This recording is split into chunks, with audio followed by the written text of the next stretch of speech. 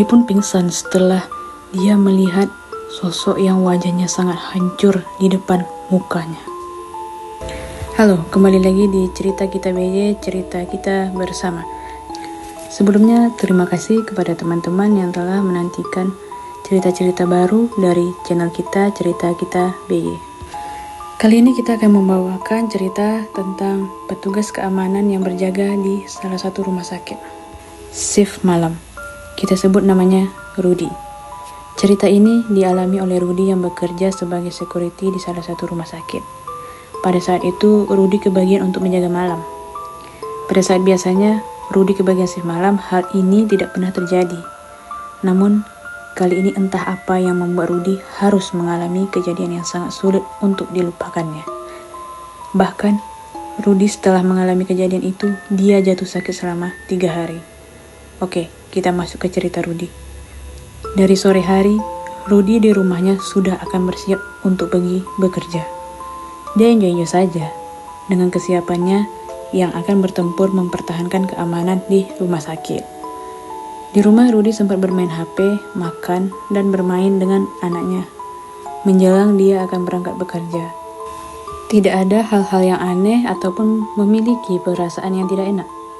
Sebelumnya, subscribe, like, dan share channel ini agar teman-teman tidak tertinggal cerita-cerita misteri yang ada di dekat kita atau di sampingmu. Dan kita akan mengadakan giveaway bersama. Baik, kita kembali ke cerita. Tak lama, ternyata hari pun sudah mendekati malam. Rudy bergegas untuk pergi berangkat bekerja. Setelah sampai di rumah sakit, Rudy mengisi absen sekaligus bertukar shift dengan temannya. Malam ini Rudy bekerja dengan temannya yang bernama Irul. Rudy dan Irul memiliki area tanggung jawab yang berbeda-beda. Sebelum memulai pekerjaan, mereka janjian untuk kembali ke pos penjagaan untuk istirahat. Nah, ketika hari pukul 8 malam, Rudy dan Irul memulai pekerjaannya dengan mengelilingi area rumah sakit sesuai areanya masing-masing. Dan membuat janji temu untuk istirahat pada pukul 10 malam. Mereka berdua bekerja normal seperti biasanya. Tidak ada hal yang aneh ataupun terjadi apa-apa. Mereka cuma merasakan angin dingin saja ataupun merinding. Tapi ya biasa saja, tidak mengganggu. Namanya juga lagi sendirian kan. Rasa-rasa kecemasan pastilah ada. Nah, tibalah pukul 10, mereka pun beristirahat di pos penjagaan. Sambil menikmati kopi panas dan cemilan seadanya. Dan mereka sempat bermain game. Saking keasikan, tidak terasa jam istirahat pun sudah berlalu. Mereka pun memulai pekerjaannya kembali. Dan kembali beristirahat di pos penjagaan pukul 12 malam. Oke, mereka kembali keliling nih kan. Di area penjagaan masing-masing seperti sebelumnya tadi. Bedanya, karena semakin malam suasana semakin dingin. Ya sama seperti tadi. Tidak ada hal yang aneh yang mereka rasakan. Keliling-keliling sampai lagi pukul 12. Mereka pun istirahat di pos penjagaan. Sambil menikmati minum dan makanan sisa cemilan tadi. Kali ini mereka tidak bermain game. Melainkan mereka nonton bola di TV sambil main catur. Tak terasa masa istirahat pun sudah selesai. Mereka melanjutkan kembali pekerjaannya pukul 12:30 tengah malam. Area penjagaan masih sama seperti sebelumnya. Disinilah si Rudy mengalami kejadian yang sangat membuat dia merasa ketakutan dan takut mengingat kejadian itu seumur hidupnya. Kala itu Rudy berada di lantai 2 rumah sakit, di bagian polis spesialis. Di situ sunyi, karena area itu ramai pengunjung cuma sampai jam 9 malam. Rudy berjalan di lorong. Perasaan Rudy agak sedikit aneh, tapi Rudy tidak mau berpikiran negatif. Dia tetap tenang, tapi kaki dia seperti tidak bisa digerakkan dan seperti kaku.